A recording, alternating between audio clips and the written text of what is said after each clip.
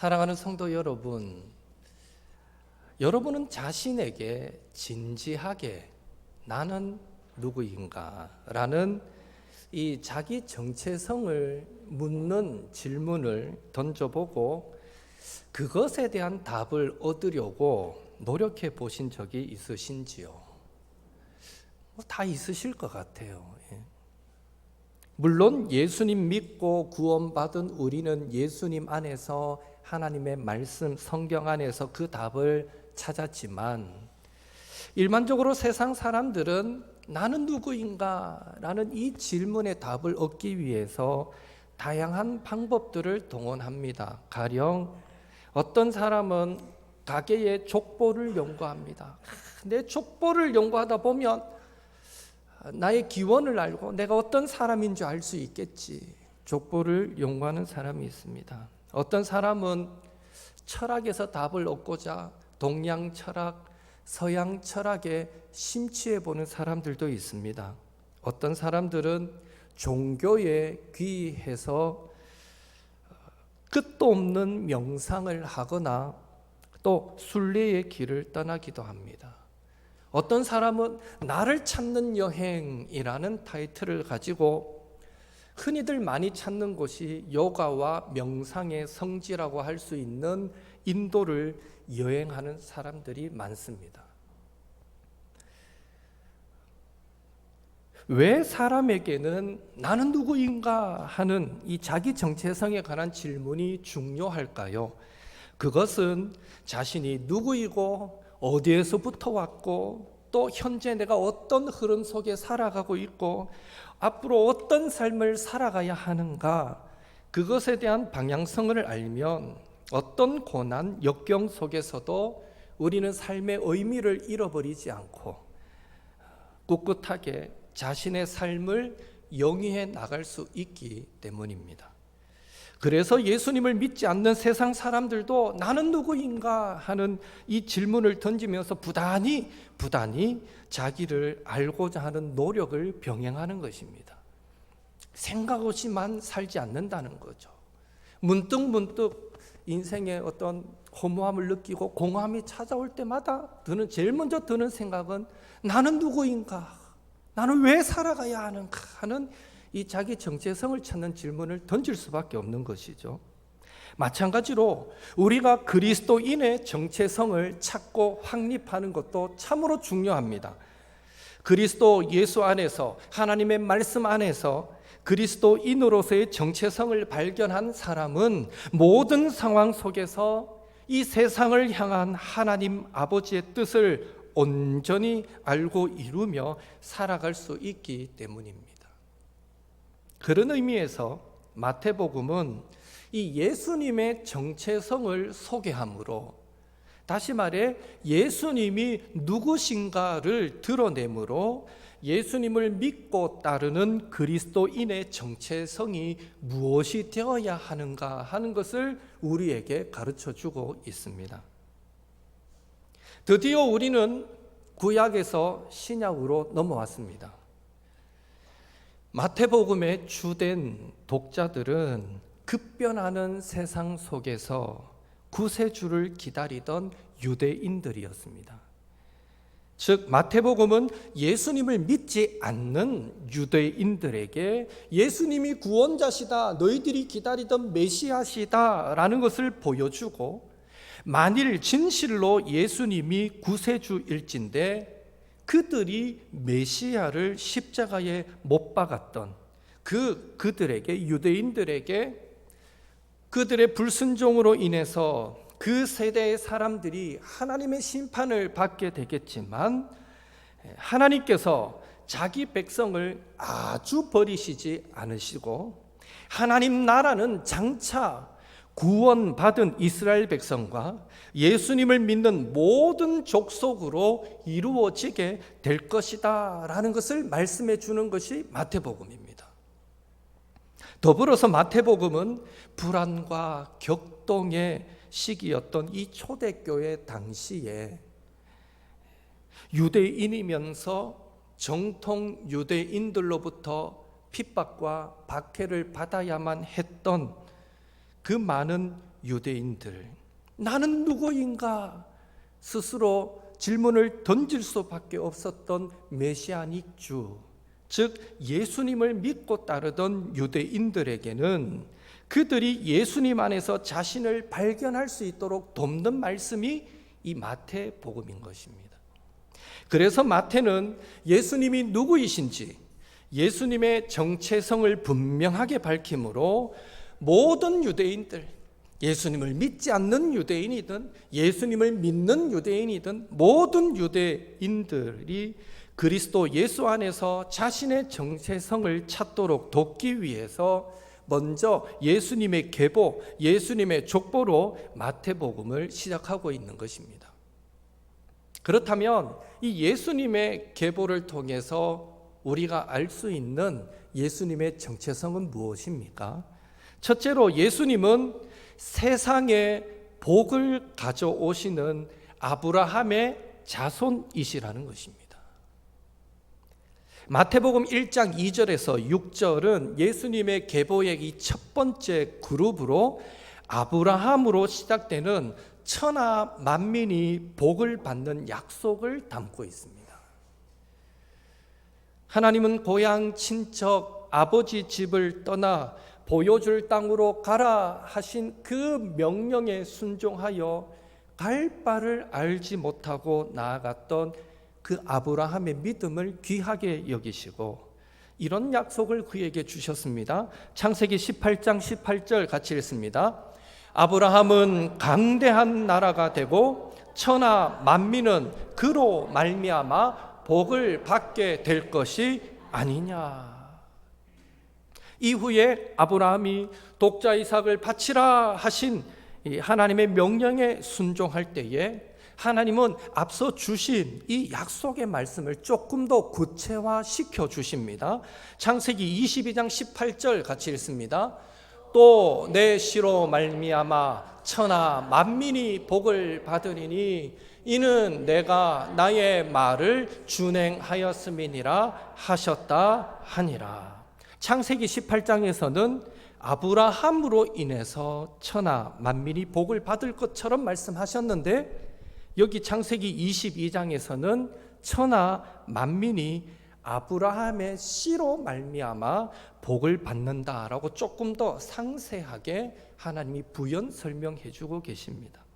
그리고 오늘 우리가 읽었던 마태복음 1장 1절에서 마태는 성경에 약속된 천하 만민에게 복을 가져다 줄 그 아브라함의 씨가, 그 아브라함의 자손이 예수님이시라고, 즉 믿음의 조상 아브라함의 가문의 승계자가 예수님이시라고, 그것이 예수님의 정체성이라고 지금 강조하고 있는 것입니다. 당시 유대인들은 아브라함의 자손이라는 말을 메시아, 구원자와 동일시했습니다. 따라서 마태가 이 마태복음의 시작을 예수님을 아브라함의 자손이다라고 소개했던 것은 예수님이 유대인들이 그토록 기다리던 메시아이시다, 구원자시다, 그분이 예언의 성취로서의 구원을 가져오실 분이시다라는 것을 강조하고 있는 것입니다. 둘째로 예수님의 정체성을 말할 때 예수님은 영원히 다스리시는 다윗의 자손이시라는 것입니다. 마태복음 1장 6절에서 11절 말씀은 예수님의 계보, 족보의 두 번째 단락인데요, 다윗 왕으로부터 시작되는 영원한 왕위에 관한 약속을 담고 있습니다. 다윗이 하나님을 위해서 성전을 건축하려고 할 때에 하나님께서 나단 선지자를 보내셔서 성전 건축을 막으십니다. 그러나 그 마음을 기뻐하신 하나님은 다윗에게 이런 축복의 말씀을 주십니다. 사무엘하 7장 12절 13절 같이 읽습니다. 내 수완이 차서 내 조상들과 함께 누울 때에 내가 내 몸에서 날 내 씨를 내 뒤에 세워 그의 나라를 견고하게 하리라. 그는 내 이름을 위하여 집을 건축할 것이요 나는 그의 나라 왕위를 영원히 경고하게 하리라. 다윗의 몸에서 날 씨가 나라를 경고하게 하고 하나님은 그의 왕위를 영원히 경고하게 하겠다라는 축복의 말씀, 약속의 말씀을 주셨습니다. 그리고 세월이 흘러서 하나님은 예레미야 선지자를 통해서 장차 오실 메시아 구원자를 두고 이런 예언의 말씀을 주십니다. 예레미야 23장 5절 같이 읽습니다. 여호와의 말씀이니라. 보라, 때가 이르리니 내가 다윗에게 한 의로운 가지를 일으킬 것이라. 그가 왕이 되어 지혜롭게 다스리며 세상에서 정의와 공의를 행할 것이며. 하나님께서 사무엘하 7장에서는 나단 선지자를 통해서 아브라함의 몸에서 날 씨가 솔로몬이고 그 솔로몬을 통해서 하나님의 나라가 영원히 경고할 것처럼 말씀하셨는데, 예레미야 23장에서는 예레미야 선지자를 통해서 다윗의 몸에서 한 의로운 가지가 나는데, 즉 메시아 구원자를 일으키시는데 그가 왕이 되므로 온 세상의 정의와 공의를 실행할 것이다 라고 좀 더 풀어 설명해 주고 있습니다. 그러니까 사무엘하 7장에서 말한 다윗의 몸에서 날 씨는 1차적으로는 솔로몬을 의미했지만 궁극적으로는 장차 오실 메시아 구원자를 의미했던 것입니다. 그리고 오늘 마태복음 1장 1절에서 마태는 성경에 약속된 그 다윗의 몸에서 날 씨가 다윗에게서 일으킬 그 한 의로운 가지가 바로 예수님이시다라고, 다윗의 가문의 계승자로서 영원한 왕권을 가지실 분이 바로 예수님이시라고, 온 세상에 하나님의 정의와 공의를 실행하실 왕이 바로 예수님이시라고, 그것이 예수님의 정체성이다라고 마태는 지금 강조해 주고 있는 것입니다. 앞서 말씀드린 대로 아브라함의 자손이라는 표현을 유대인들이 메시아 구원자로 이해했듯이 동일하게 다윗의 자손이란 표현도 아무에게나 쓰지 않습니다. 유대인들은 다윗의 자손이라 할 때 그것은 메시아 구원자를 의미하는 것으로 받아들입니다. 마태가 이 표현을 쓴 것은 많은 유대인들에게 당신들이 그토록 기다려왔던 구원자는, 메시아는 바로 예수님이십니다 하는 것을 강조하고 있는 것이죠. 셋째로, 예수님은 죄와 사망에 사로잡힌 포로 생활을 끝내시는 메시아이시다라는 것입니다. 이것이 예수님의 정체성입니다. 마태복음 1장 12절에서 16절 예수님의 계보, 족보의 마지막 이 단락 세 번째 그룹은 특정 인물이 아닌 바벨론의 포로로 사로잡혀간 어떤 특정 사건과 연관하여서 이스라엘 백성들이 포로 귀환하리라 라는 하나님의 약속을 그 속에 담고 있습니다. 이스라엘이 멸망하고 바벨론의 포로로 끌려갔을 때 하나님은 에스겔 선지자를 통해서 그들에게 회복의 메시지를 주셨습니다. 에스겔 37장 25절 26절 전반절 같이 읽습니다. 내가 내 종 야곱에게 준 땅 곧 그의 조상들이 거주하던 땅에 그들이 거주하되 그들과 그들의 손손이 영원히 거기에 거주할 것이요 내 종 다윗이 영원히 그들의 왕이 되리라. 내가 그들과 화평의 언약을 세워서 영원한 언약이 되게 하고, 이미 멸망한 포로 생활하고 있는 그 이스라엘 백성들에게 이 말씀을, 이 약속의 말씀을 주시는 거죠. 내가 너에게 약속한, 조상들에게 약속한 그 땅에 너희들이 영원히 살게 해주겠다. 너희들을 다스릴 왕을 일으켜 주겠다라고 약속하십니다. 그리고 하나님은 이스라엘 백성이 멸망하기 바로 직전에 예레미야 선지자를 통해서 하나님께서 장차 이스라엘과 세울 영원한 언약, 화평의 언약이 어떤 것인가를 좀 더 구체적으로 말씀해 주셨습니다. 예레미야 31장 31절 33절 같이 읽습니다. 여호와의 말씀이니라. 보라, 날이 이르리니 내가 이스라엘 집과 유다 집에 새 언약을 맺으리라. 그러나 그날 후에 내가 이스라엘 집과 맺을 언약은 이러하니 곧 내가 나의 법을 그들의 속에 두며 그들의 마음에 기록하여 나는 그들의 하나님이 되고 그들은 내 백성이 될 것이라. 여호와의 말씀이니라. 아멘.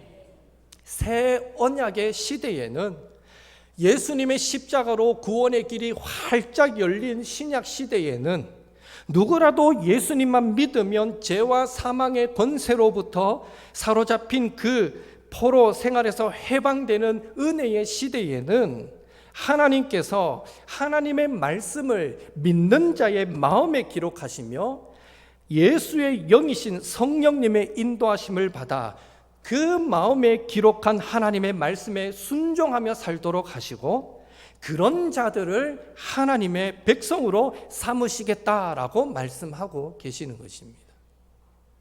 그리고 오늘 마태복음 1장 17절에서 마태는 바벨론 포로 생활에서 시작된 그 세 번째 단락의 족보를 예수 그리스도의 출생으로 탄생으로 끝맺음으로 이스라엘의 포로 귀환이 전적인 하나님의 은혜의 역사였듯이 오늘날 죄와 사망에 사로잡혀 사탄의 노예가 되어 살아가는 사람들의 그 영적인 해방, 구원도 오직 예수 그리스도를 통해서만 가능하다고, 예수님 그분이 바로 온 인류의 구원자시라고, 그것이 예수님의 정체성이라고 우리에게 강조해 주고 있는 것입니다.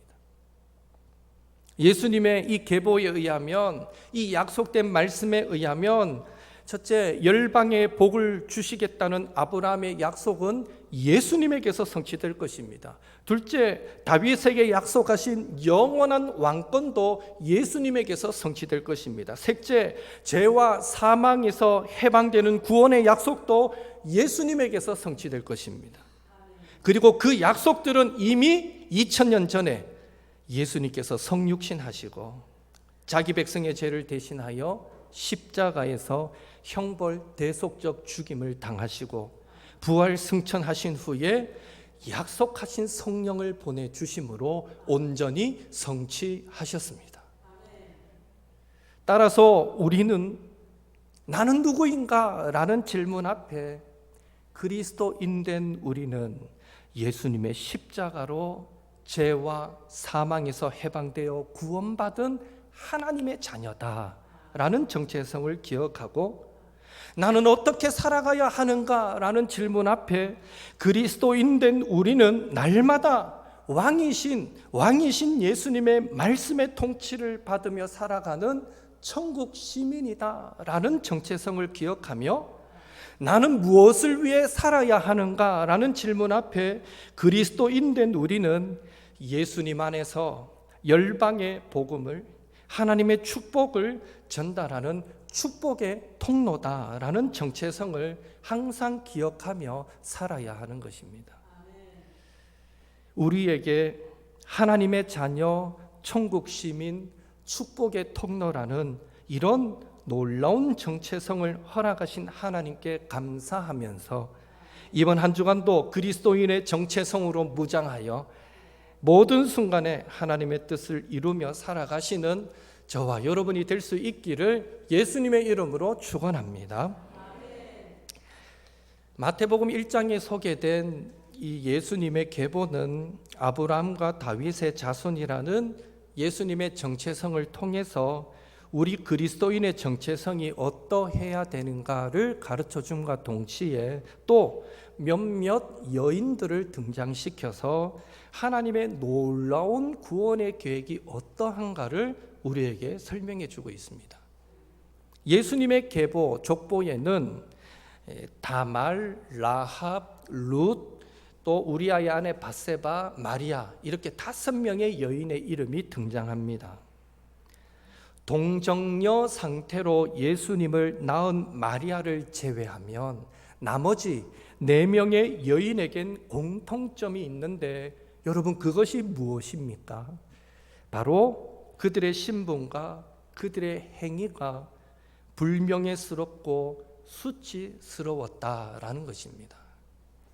창녀로 변장하여 시아버지 유다와 성관계를 맺어서 베레스와 세라를 낳았던 가나안 사람 다말, 말할 것도 없고요.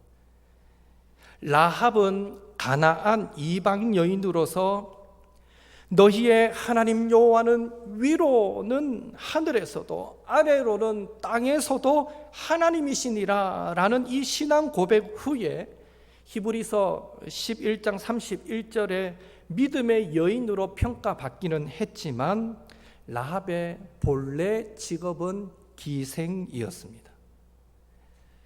룻 역시 내게 어머니를 떠나며 어머니를 따르지 말고 돌아가라 강권하지 마옵소서. 어머니께서 가시는 곳에 나도 가고 어머니께서 머무시는 곳에 나도 머물겠나이다. 어머니의 하나님이 나의 하나님이 되고 어머니의 백성이 내 백성이 되리이다 라는 이 하나님을 향한 신앙의 고백과 그 시어머니 나오미에 대한 사랑으로 이 룻은 진정한 하나님의 백성이 되기는 했지만 사실 그녀 역시 유대인들이 경멸의 대상으로 여겼던 모압 여인이었습니다. 우리아의 아내 밧세바 역시 그는 헷 이방 여인으로 헷 사람 이방 여인으로 다윗과 간음하고 임신하여 남편을 사망의 늪으로 보낸 여인이었습니다. 물론 우리아의 아내 밧세바가 다윗과 동침한 것이 위계에 의한 강압에 의한 성관계였는지 뭔지 우리는 알 길은 없지만 분명 정말 거부하고 싶었다면 목숨을 다해 거부할 수도 있었겠죠. 우리아의 아내 밧세바는 햇사람으로서 다윗과 간음하고 임신하여 남편을 사망의 늪으로 보냈던 여인이었습니다. 이처럼 다말, 라합, 룻, 밧세바는 유대인 남자와 결혼한 비유대인이었고 성적으로 부도덕하다라는 이런 공통점이 있는 여인이었습니다. 그렇다면 마태는 왜 예수님의 족보 계보를 기록할 때에 아브라함의 아내 사라나 또 이삭의 아내 리브가나 이런 좀 그럴듯한 괜찮은 여인들, 인정할 만한 믿음의 여인들을 소개하지 않고 불명예스러운 여인들을 왜 소개했느냐라는 것이죠. 그것은 이방 여인이나 성적으로 부도덕한 여인들을 소개함으로써 예수님의 구속사는 구원은 혈통적 유대인에게만 한정되지 않고 이방 모든 자손에게까지 확대되어 있으며 마치 창녀와 세리와 뭇 죄인들처럼 악한 자일지라도 예수님을 믿기만 하면 모두 구원의 대상이 된다라는 것을 강조하기 위해서였던 것입니다. 다시 말해서 예수님의 계보에 소개된 그 여인들은 예수님을 통해서 온 열방이 천하 만민이 복을 받게 되리라 라는 그 약속이 성취되고 있음을 증명해 보여주고 있는 것입니다.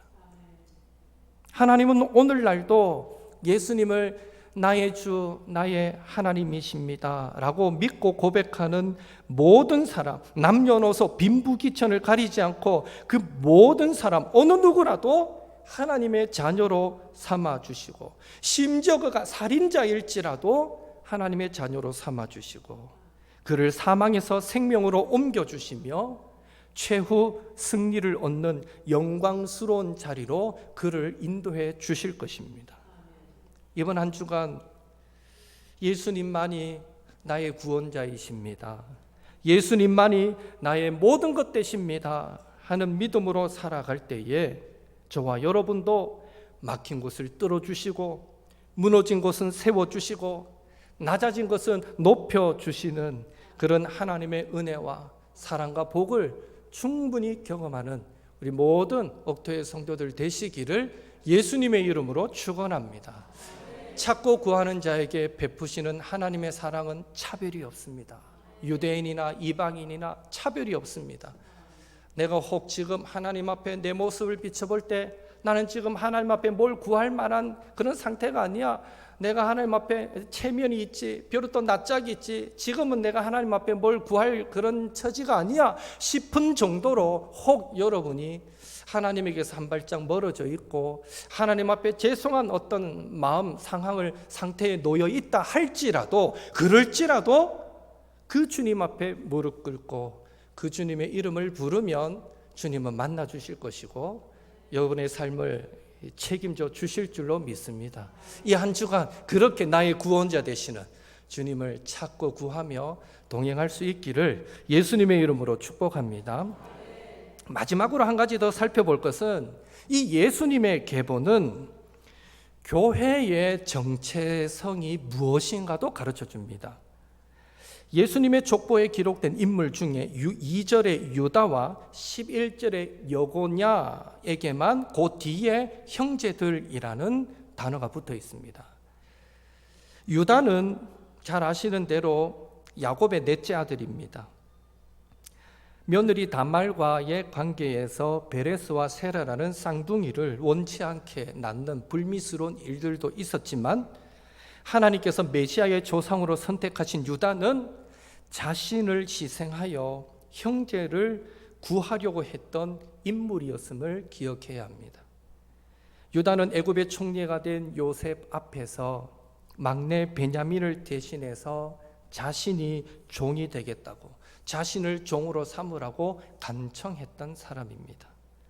이 사건은 이후에 이스라엘 모든 백성들이 400년 동안 애굽의 이집트의 종살이를 하게 되는 그 기간에 바로 그 처음에 시작된 일어났던 이 유다가 형제들을 위하여 자신을 희생하는 이 사건은 애굽 종살이 400년 동안 이스라엘 백성들이 힘든 노예 생활 가운데서도 서로 형제간에 사랑하고 서로 격려하고 의지하면서 인내하고 견뎌낼 수 있는 원동력이 되었을 것입니다. 또한 이스라엘이 멸망하기 직전에 유다의 왕이었던 여고냐, 다른 이름은 여호야긴입니다. 이 여고냐는 자신을 희생해서 항복함으로 왕이 된 지 불과 3개월 만에 바벨론 포로로 끌려감으로 예루살렘 성전이 불타고 도성이 도륙당하는 것을 막았다라고 평가받는 사람입니다. 끝까지 고집 피우고 싸웠으면 진작 그때 온 성이 불타고 사람은 죽고 다 망했겠죠.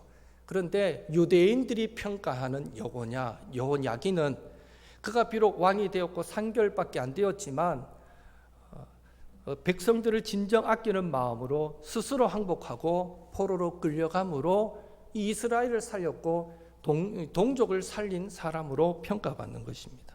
결국 유대인들에게 있어서 유다와 여고냐는 동족, 민족을 위해 자신을 희생한 사람들의 대표적 명사이기도 합니다. 이는 자연스럽게 예수님과 그의 제자들의 관계를 떠올리게 만듭니다. 예수님은 마태복음 여러 곳에서 제자들을 형제라고 부릅니다. 형제. 예수님은 형제된 그들을 위해 십자가에서 자신의 목숨까지 아낌없이 내어주시고 희생하셨던 것입니다. 이런 사실로 미루어 보아 우리 기독교의 정신은 낮아짐, 즉 겸손과 헌신을 추구하는 것이다 라고 말할 수 있습니다. 왜냐하면 겸손과 헌신으로 우리 각자가 자신을 낮출 때 형제들의 영혼을 살릴 뿐 아니라 형제 자매들이 함께 모인 공동체를 복되게 만들 수 있고, 더 나아가서 나보다 낮은 위치에 있는 사람들까지도 나의 형제로 만들 수 있기 때문입니다. 바라기는 스스로 높아지려고 몸부림칠 때는 한계가 있겠지만 하나님에 의해서 높여질 때 우리는 진정한 영광을 누리게 된다는 것 기억하시고, 형제들을 위해 낮아질 줄 알고 기꺼이 자신을 희생할 줄 알았던 유다와 여고냐가 예수님의 계보, 족보에 그 이름을 올리는 영광을 누렸던 것처럼 우리도 이번 한 주간 살아갈 때에 우리가 만나는 모든 자들을 위해 낮아지고 베풀고 손해보고 희생하는 삶을 살아가므로 하나님의 손바닥에 저와 여러분의 이름이 새겨지는 영광, 결단코 하나님이 우리의 이름을 잊어버리지 않으시는 그 영광을 누리시는 우리 모든 옥토의 성도님들 되시기를 예수님의 이름으로 축원합니다. 함께 기도합니다.